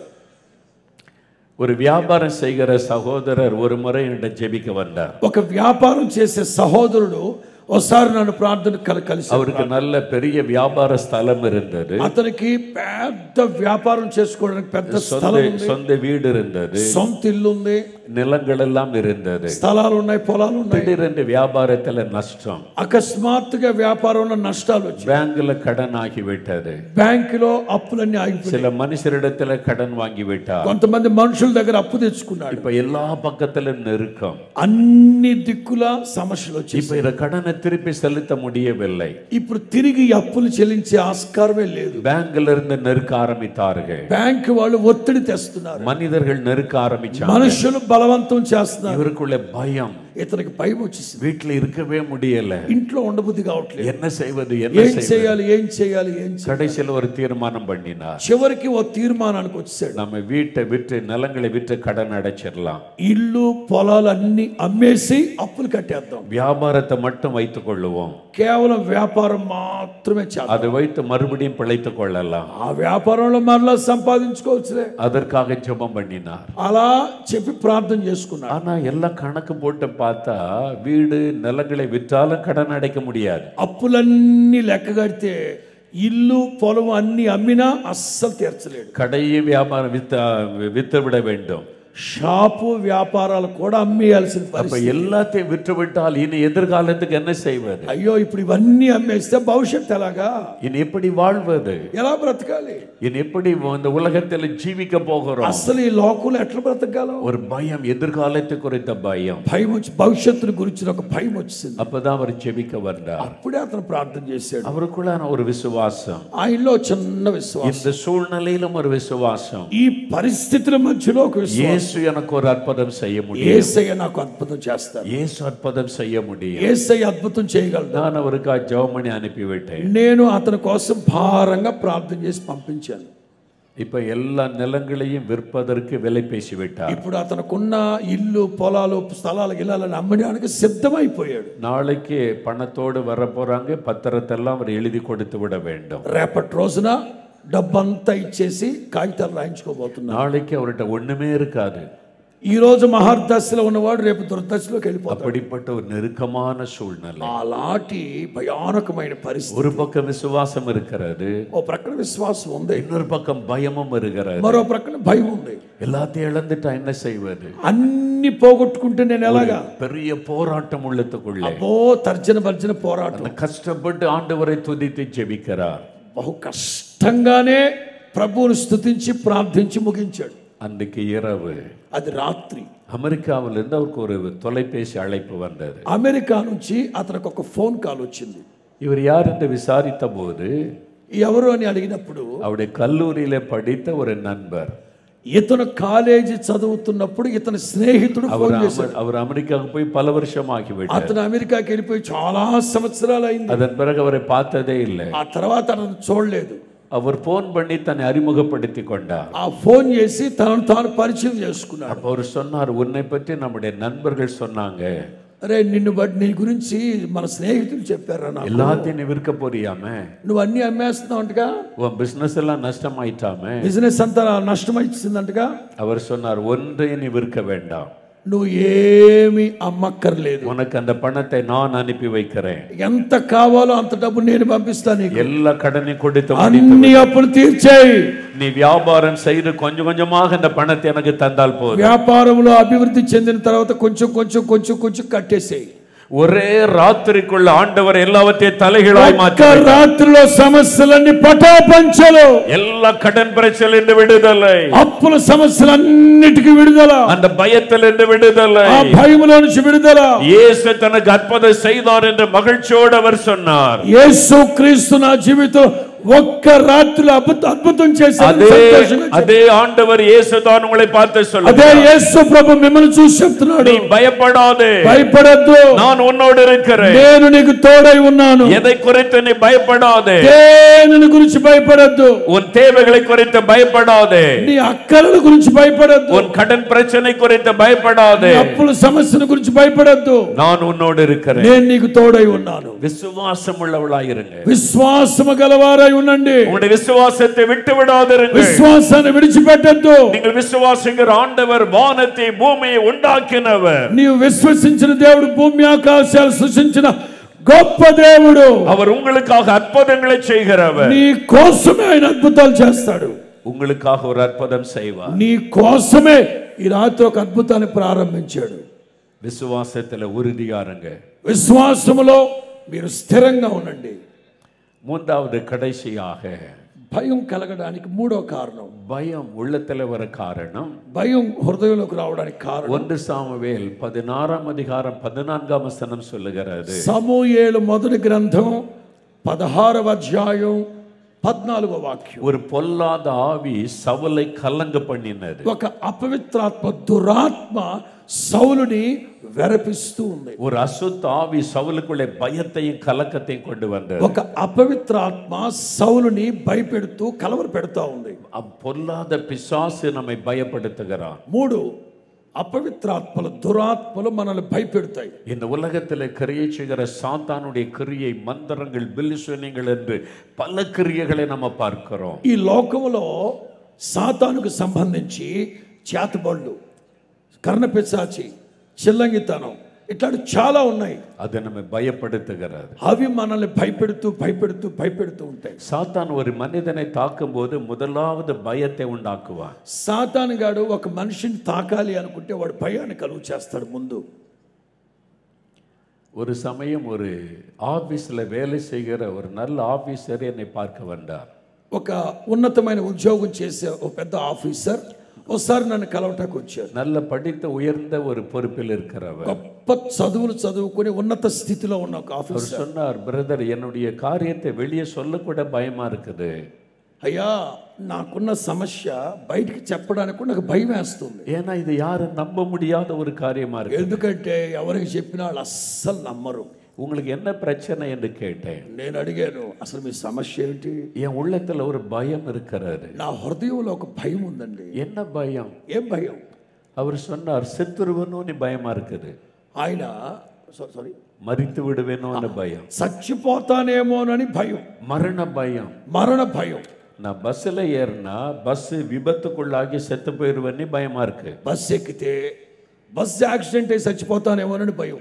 நடந்து போனா ஏதாவது வண்டி வந்து என்ன மோதி செத்துருவனோன்னு பயமா இருக்கு. నడుచుకుంటూ వెళుతుంటే ఏదైనా నన్ను గుద్దేస్తే చచ్చిపోతానేమోనని భయం. ஆபீஸ்ல வேலை செய்தா ஃபேன் தலையில விழுந்து செத்துருவனோன்னு பயமா இருக்கு. ఆఫీసులో వర్క్ చేసుకుంటున్నప్పుడు ఫ్యాన్ నా నెత్తి మీద పడి బుర్ర పగిలిపోద్దేమోనని భయం. இரவு படுக்கைக்கு போனா தூங்கும் போது உயிர் போயிருமோன்னு பயமா இருக்கு. రాత్రి చక్క పడుకుంటే నిద్రలోనే పోతానేమోనని భయం. அதனால கண்ணை மூடி தூங்குறது கூட பயமா இருக்குது. కన్ను ముయ్యాలి, కంటి మీద కునికేయాలంటే భయం వచ్చేస్తుంది. ஒரு மரண பயம் அவரை வேதனைப்படுத்தி கொண்டே இருந்தார். చెప్పలేని ఒక భయం, మరణ భయం అతను వెంటాడుతావు. ஒரு ஆவி அந்த மரண பயத்தை கொடுத்தவரை வாதித்து கொண்டிருந்தார். మరణ భయాన్ని కలుగు చేసే ఒక అపవిత్రాత్మ అతని బాధిస్తూ బాధిస్తూ బాధిస్తూ ఉంది. பிசாசானவன் அப்படி பயப்படுத்தி கொண்டிருந்தார். సాతానుగాడే అట్లా భయపెడుతున్నాడు. ஆண்டவருக்கு உன்னை ஒப்பு கொடுத்து பரிசுத்தாவின் வல்லமை பெற்றுக்கொண்ட விடுதலை. నేను చెప్పాను, మీరు ఈ భయాన్ని ప్రభు పాదాల దగ్గర పెట్టి పరిశుద్ధాత్మని పొందుకుంటే ఈ భయం తొలగిపోతుంది. அவர் ஆண்டவருக்கு தன் வாழ்க்கையை ஒப்பு கொடுத்தார். ప్రభువుకి తన జీవితాన్ని అప్పగించాడు. ஆண்டவருடைய வல்லமை பெற்றுக்கொண்டார். ప్రభు యొక్క పరిశుద్ధాత్మ శక్తిని அவ்வளவுதான் விடுதலை. ఆ రోజు నుంచి విడుదల పొందాడు. அதன் பிறகு அந்த ஆவி அவரை தொடரவே இல்லை. ఆ రోజు నుంచి ఆ బలహీనత అతని దగ్గరికి రాలేదు. மரண பயம் அவருக்குள் வரவே இல்லை. మరణ భయం అతని దగ్గరికి రాలేదు. ఇక ஆவியானவர் எங்கோ அங்கே விடுதலை உண்டு. దేవుని ఆత్మ ఎక్కడ ఉండునో అక్కడ స్వాతంత్రం ఉండును. சாத்தான் நமக்குள்ளே பயத்தை கொண்டு வருவான். సాతానుగాడే మన హృదయంలో భయాన్ని కలుగు చేస్తాడు. மந்திரவாதியாய் இருந்து மனம் திரும்பி ஊழியக்காரராய் மாறின ஒருவரை நான் சந்தித்தேன். ఒకప్పుడు మాంత్రికుడై భయంకరమైన మాంత్రికమైన పనులు చేసి రక్షింపబడి ప్రభు సేవ చేసే సేవకుని ఒకసారి నేను కలిశాను. அவரோடு நான் பேசிக் கொண்டிருக்கும்போது అతనితో నేను మాట్లాడుతున్నప్పుడు அந்த மந்திர செய்கிற காரியத்தை குறித்து பேசினார். ఆ మంత్ర శక్తుల గురించి నాతో మాట్లాడడం ప్రారంభించాడు. அவர் சொன்னார், ஒரு ஆளை பிசாசினாலே தாக்க வேண்டுமானால் ఒక వ్యక్తిని సాతాను గారి దగ్గర అటాక్ చేయించాలంటే முதலாவது பயத்தை உண்டாக்குகிற ஆவியை ஏவி விடுவோம். మొదట భయాన్ని కలుగు చేసే ఒక ఆత్మని పంపిస్తారంట. அந்த ఆவி போய் அவரை பயப்படுத்தும். ఆ ఆత్మ వెళ్ళి వాడిని భయపెడతారంట. அந்த பயம் வந்துவிட்டால் தான் அவரை தாக்க முடியும். ఆ భయం వాడికి వచ్చాకే అప్పుడు ఈ చేతపడులు వాడి క్రియ జరుగుతాయి. சிலர் இயற்கையாகவே பயப்பட மாட்டாங்க. వాస్తవంగా చిన్న చిన్నోట్లు కొంతమంది భయపడరు. பேய் பிசாசு ஒண்ணும் இல்லைன்னு சொல்லி பயப்பட. సాతాను లేడు గాడు లేడు అంటారు. அவர் சொன்னார், அப்படிப்பட்ட ஆட்களை இங்க மந்திரத்தினால ஒண்ணும் பண்ண முடியாது. అట్లాంటి వాళ్ళు మా మంత్రాల ద్వారా మేము ఏమి చేయలేమండి బాబాయ్. அப்ப பயம்தான் சாத்தான் பயன்படுத்துகிற முதல் ஆயுதம். ఎవడైతే భయపడతారో వాడినే భయపెడతాం. సాతాను గాడు భయపెట్టే దుర్మార్గుడు. ஆகவேதான் ஆண்டவர் சொல்கிறார், நீ பயப்படாதே. అందుకే యేసు ప్రభు అంటారు, భయపడొద్దు, பயப்படாதே, నీవు భయపడొద్దు, உன்னோடு இருக்கிறேன், నేను నీకు తోడై ఉన్నాను. இயேசு உங்க கூட இருந்தா, యేసై నీతో ఉంటే 1000 மந்திரவாதி ஒண்ணு சேர்ந்தா கூட உங்களை அசைக்க முடியாது. 1000 మంది చేతపనులు చేసే వాళ్ళు క్రియ చేసినా ఏమీ జరగదు. உங்களுடைய குடும்பத்தை ஒன்று செய்ய முடியாது. మీ కుటుంబానికి ఏమీ జరగదు. இயேசு உங்களோடு இருக்க வேண்டும். యేసు నీతో ఉండాలి. அவருடைய வல்லமையை பெற்றுக்கொள்ள வேண்டும். ఆయన శక్తిని పొందాలి. பரிசுத்த ஆவியானவருடைய வல்லமை வரும் பொழுது పరిశుద్ధాత్మ శక్తి మీ మీదకి వస్తే ధైర్యపడుతువారు. ఆయన మిమ్మల్ని ధైర్యపరుస్తాడు. మంత్రవాదத்தின் வல்லமைகளை அழித்து போடுவார். చేతపడి శక్తి లయమైపోవును గాక. ஒன்றும் உங்களை சேதப்படுத்த ఏది మీకు కీడు చేయదు. அதற்குத்தான் அவர் தன் வல்லமையை நமக்கு தருகிறார். అందుకే దేవుడు తన శక్తిని ప్రభావాన్ని మనకిస్తారు. 2 தீமோத்தேயு 1 அதிகாரம் 7 வசனம் சொல்லுகிறார். తిమోతికి రాసిన 2వ పత్రిక 1వ అధ్యాయం 12వ వాక్యం. தேவன் நமக்கு பயமுள்ள ஆவியை கொடுப்பதில்லை. దేవుడు మనకు పిరికి ఆత్మను అనుగ్రహించలేదు. பலமுள்ள ஒரு ஆவியை தருகிறார். శక్తి కలిగిన మహిమా స్వరూపియగు ఆత్మను అనుగ్రహించాడు. பரிசுத்த ஆவியானுடைய வல்லமை நமக்குள் வரும் பொழுது, పరిశుద్ధాత్మ శక్తి నీలోనికి వస్తే நமக்குள் ஒரு பெரிய தைரியம் உண்டாகும். మనలో గొప్ప ధైర్యం కలుగుతుంది. இன்னைக்கு சில விசுவாசிகள் வருவாங்க. కొంతమంది విశ్వాసులు వస్తూ ఉంటారు. ஐயா, அந்த பிசாசு கர்ச்சிக்கிற சிங்கம் மாதிரி எங்களையே சுத்தி சுத்தி சுத்தி வர்றான். అయ్యా, సాతానుగాడు గర్జించు సింహంలే అస్తమాటు నా చుట్టే తిరుగుతున్నాడు. எல்லாம் பயமாவே இருக்குது. నాకేం భయం వేస్తుంది. எங்களுக்கு விரோதமா என்னென்னவோ பண்றாங்க. మాకు విరోధంగా ఏమేమో చేస్తున్నారు. அப்படியே ஒரு பயம். అలాంటి ఒక భయం. ஆனா சிம்சோன் ஒரு முறை தனியா போகும்போது ஒரு பால சிங்கம் எதிர்கொண்டு வந்தார். సంసోను ఒకసారి వెళతా ఉన్నప్పుడు కొదమ సింహం ఒకటి ఎదురైంది. அது యంగ్ లయన్, கிழட்டு சிங்கம் அல்ல. అది యంగ్ ఇంగ్లీష్ బైబిల్లో యంగ్ లయన్ అని ఉంటుంది. வாலிபமான ஒரு சிங்கம் మంచి వయసు మీద ఉన్న ఒక సింహం சிம்சோனுக்கு விரோதம் அப்படி எழுப்பி வருகிறார். సంసోనుకు విరోధంగా పంజా విసర్దామని లెగిసింది. பரிசுத்த ஆவியானவர் சிம்சோன் மேல இறங்கினார். ఎప్పుడైతే దేవుని ఆత్మ బలముగా సంసోను మీదకి దిగిందో ஆட்டுக்குட்டியை கிழித்தெறிவதை போல கிழிச்சு எறிஞ்சிட்டான். గొర్రె పిల్లని చీల్చినట్లుగా చీల్చి పక్కన పడి ஆவியானவர் வந்த உடனே పరిశుద్ధాత్ముడు వచ్చిన వెంటనే சிங்கம் கூட அவனுக்கு ஆட்டுக்குட்டி மாதிரி தான் தெரிந்தது. సింహము కూడా గొర్రె పిల్లలాగా కనబడింది అతనికి. இன்னைக்கு விசுவாசிகளுக்கு ஆட்டுக்குட்டி கூட சிங்கம் மாதிரி தெரியுது. ఇప్పుడున్న విశ్వాసులకి గొర్రె పిల్ల కూడా కొదమ సింహంలాగా కనబడుతుంది. சிங்கம் மாதிரி பிசாசு வர்றான். అయ్యా, సాతాను కూడా గర్జన సింహంలాగా వస్తున్నాడా? உலகத்தில் இருக்கிற பிசாசை காட்டில நம்மோடு இருக்கிற இயேசு பெரியவர். లోకంలో ఉన్న సాతాను శక్తుల కంటే మన యేసయ్య గొప్ప దేవుడు. కొట్టు గట్టిగా. உலகத்தில் இருக்கிற மந்திரவாதத்தை காட்டிலும் பில்லி சுனித்தை காட்டிலும் நம்மோடு இருக்கிற இயேசு பெரியவர். లోకములో ఉన్న చేతబడుల మంత్రాలు శక్తుల కంటే మన యేసయ్య సర్వశక్తి కలిగిన దేవుడు. ஒன்றும் உங்களை மேற்கொள்ள முடியாது. ఏది మీకు కీడు కలుగ చేయదు. ஒன்றும் உங்களை சேதப்படுத்த முடியாது. ఏది మీకు హాని చేయదు. ஆகவே தான் ஆண்டவர் சொல்கிறார், என் மகனே நீ பயப்படாதே. అందుకే యేసయ్య చెప్తాడు, భయపడొద్దు, నేను నీకు తోడై ఉన్నాను. என் మகளே நீ பயப்படாதே. నా కుమారుడా నీ భయపడొద్దు, நான் உன்னோடு இருக்கிறேன். నేను నీకు తోడై ఉన్నాను. యేసు உங்களோடு இருக்கிறாரா என்பதை சோதித்து பாருங்க. యేసు ప్రభు నీకు తోడై ఉన్నాడా లేదని మిమ్మల్ని మీరే పరీక్షించుకోండి. நீங்க பக்தியா இருக்கிறீங்க, உண்மைதான். మీరు భక్తిగా ఉన్న మాట వాస్తవమే. యేసుவை நேசிக்கிறீங்க, உண்மைதான். యేసుని ప్రేమిస్తున్నారు, వాస్తవమే. యేసు உங்களுக்குள்ள இருக்கிறாரா? అయితే యేసు ప్రభు మీలో ఉన్నారా? உங்க வீட்டுக்குள்ள యేసు இருக்கிறாரா? ఇంట్లో యేసు ఉన్నారా? యేసుவை சொந்தமாக்கி இருக்கிறீங்களா? యేసు క్రీస్తుని సొంతం అనుకున్నారా? ఇల్లావిటా இன்றைக்கு, లేకపోతే ఈ రాత్రి இதுவரை రక్షించబడాத யாரோ ஒருவர் இங்க இருக்கிறீங்க. రక్షించబడని చాలా మందికి ఉన్నారు, రక్షణ లేని వాళ్ళు చాలా మంది ఉన్నారు. இன்னும் இயேசுவை ஏற்றுக்கொள்ளாத யாரோ இங்க இருக்கிறீங்க. ఈ రాత్రి సభలో చాలా మంది యేసు ప్రభుని నమ్ముకొని వాళ్ళు చాలా మంది ఉన్నారు. உங்களோடு தான் இயேசு பேசுகிறார். సూటిగా తేటగా నా ప్రభు నీతోనే మాట్లాడుతున్నాడు. உனக்குள் வர விரும்புகிறேன். నీ కోసమే నేను ఈ సభలో పిలిపిస్తున్నాను. உன் வீட்டுக்குள் வர நான் விரும்புகிறேன். నేను మీ ఇంటికి రావాలని ఆశపడుతున్నాను. இயேசுவுக்கு இடம் கொடுங்க. యేసయ్యకి చోటు ఇవ్వండి. உங்களுடைய உள்ளத்துல இடம் கொடுங்க. మీ హృదయంలో చోటు ఇవ్వండి. உங்களுடைய பாவத்தை விட்டு மனம் திரும்புங்க. పాపాన్ని విడిచిపెట్టి మారు మనసు పొందండి. உங்களுடைய வீட்டை இயேசுவுக்கு அர்ப்பணித்துக் கொள்ளுங்க. మీ ఇంట్లో యేసు ప్రభుకి అధికారం ఇవ్వండి. அப்பொழுது ஆண்டவர் உங்களோடு கூட இருப்பார். అప్పుడు యేసయ్య మీతో ఉంటారు. அதற்காகத்தான் அவர் சிலுவைக்கு போனார். అందుకోసమే నా ప్రభు కల్వరి సిలువలో அவர் சிலுவையிலே நம்முடைய பாவங்களை சுமந்து முடித்தார். మన పాప పరిహారార్థం నిమిత్తం యేసు ప్రభు సిలువలో వేలాడారు. இயேசு கிறிஸ்துவின் ரத்தம் சகல பாவங்களை நீக்கி சுத்திகரிக்கும். యేసు రక్తం ప్రతి పాపముల నుంచి మనల్ని పవిత్రులుగా చేయును గాక. యేసు அந்த சிலுவையிலே பிசாசின் வல்லமைகளை மடங்கடித்தார். యేసు క్రీస్తు సిలువలో సాతాను శక్తుల్ని చితకతో కేశాడు. அவர் பிசாசை ஜெயித்தபடியினால் உங்களுக்கு ஜெயம் தருகிறார். ఆయన సాతానును జయించారు గనుకనే నీకు జయాన్ని అనుగ్రహిస్తాడు. அவர் அந்த சிலுவையிலே மரணத்தை ஜெயித்தார். ఆయన సిలువలో మరణాన్ని జయించాడు. எபிரெயர் 2 அதிகாரம் 15 வசனம் சொல்லுகிறது. ఎబ్రీ పత్రిక 2:15 లో ఉంది. அவர் தன்னுடைய மரணத்தினாலே மரணத்தை ஜெயித்து உயிர்த்தெழுந்தார். ఆయన తన మరణము ద్వారా మరణమును జయించి పునరుద్ధానపు శక్తితో లేచారు. మరణ భయத்திலிருந்து విడుదலை கொடுப்பதற்கு, మరణ భయముల నుంచి మీకు విడుదల కలుగును గాక. அவர் சிலுவையிலே மரணத்தை ருசி பார்த்தார். యేసు క్రీస్తు సిలువలో మరణాన్ని రుచి చూశాడు. இன்றைக்கு உங்களுக்கு மரண பயத்திலிருந்து விடுதலை. ఈ రాత్రి మరణ భయం నుంచి మీకు ఒక విడుదల.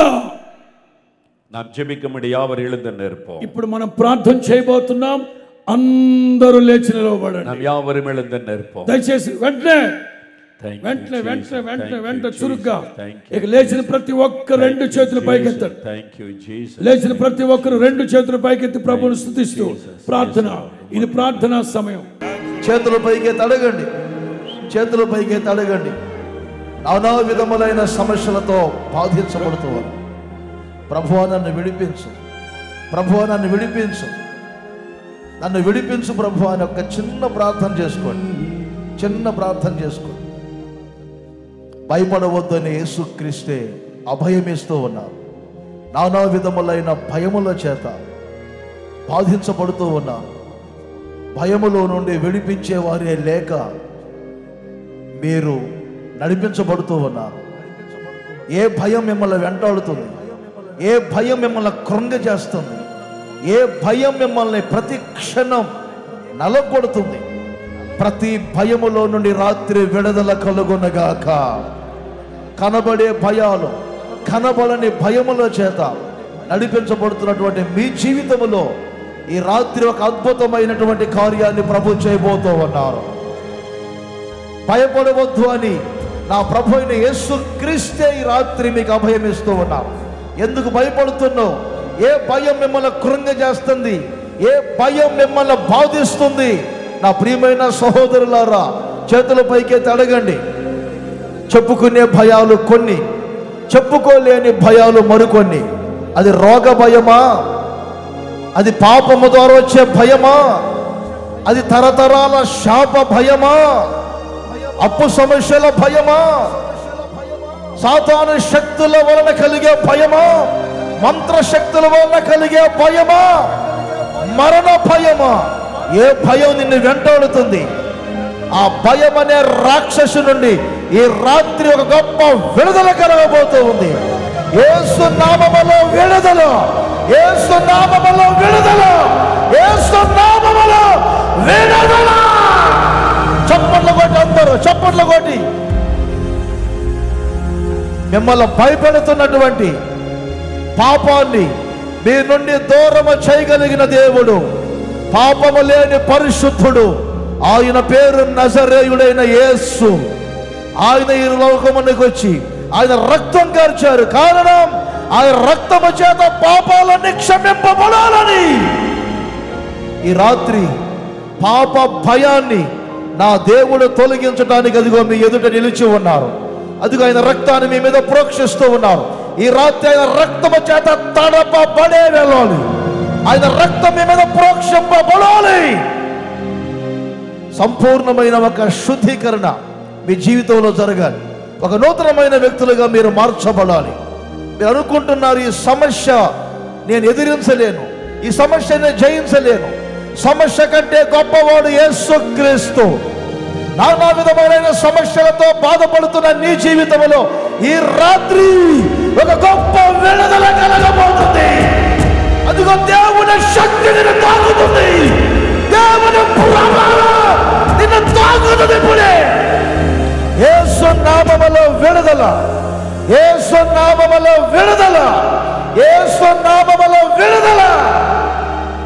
నానా విధములైన సమస్యల ద్వారా కలిగే ఆ భయాల్లో నుండి నా ప్రభు అయిన యేసుక్రీస్తు విడిపించబోతూ ఉన్నాడు.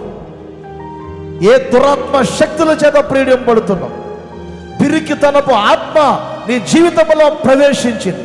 తల పైకెత్తుకోలేను, చక్కగా నిలబడలేను, ఇక నా వల్ల కాదని ఎన్నో సంవత్సరాల నుండి కురింగిపోయి దురాత్మ శక్తుల చేత ఆవర్రింపబడి నడిపించబడుతున్న మీ జీవితంలో అదిగో అధిక శక్తి కలిగిన దేవుడు, సర్వశక్తి కలిగిన దేవుడు సంసోను మీదకి పంపిన పరిశుద్ధాత్మ శక్తి అదిగో నీలోనికి మీలోనికి ఇప్పుడే ఇప్పుడే పరలోకపు శక్తి చేత నింపబడుదురుగాక. నానా విధములైన చీకటి శక్తుల్లో నుండి విడుదల యేసునామములో, కృంగ చేసే శక్తుల నుంచి విడుదల యేసునామములో, పిరికితనపు ఆత్మ మీలో నుండి దూరమవుతున్న రాత్రి పరిపూర్ణమైన పరిశుద్ధాత్మ శక్తి అదిగో అదిగో పైనుండి పైనుండి పైనుండి ఒక్కొక్కర మీదకి దిగి వచ్చిన శక్తి. ఇంకా వాళ్ళ షరాబాబాబాబా చప్పట్ల కొట్టి చప్పట్ల కొట్టి. అమూల్యమైన సమయం.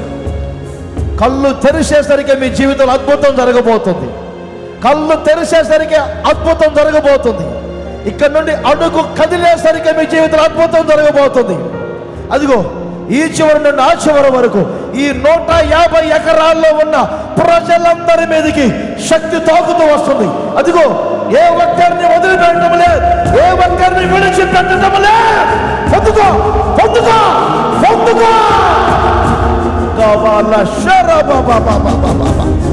హల్లెలూయా హల్లెలూయా హల్లెలూయా. భయపడవద్దు, ఇక భయపడవద్దు.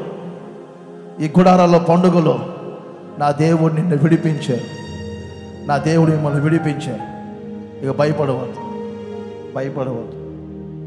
అందరు చేతులు పైకి ఎత్తండి. మీ కొరకు ఒక చిన్న ప్రార్థన చేస్తాం. ప్రేమ స్వరూపి పరిశుద్ధుడు అయిన తండ్రి, మహాకృప కనికరమును చూపించి గుడారాల పండుగ 2వ రోజు ఈ రాత్రి ప్రభువా మీ ప్రజలతో మాట్లాడినందుకు స్తుతిస్తూ ఉన్నాను. భయపడకుడి, నేను నీకు తోడై ఉన్నానని చక్కని మాట చేత మీరు అభయం ఇచ్చారు, భరోసాను మీరు కలగజేశారు. అందుకు మిమ్మల్ని స్తుతిస్తూ ఉన్నాను నాయన.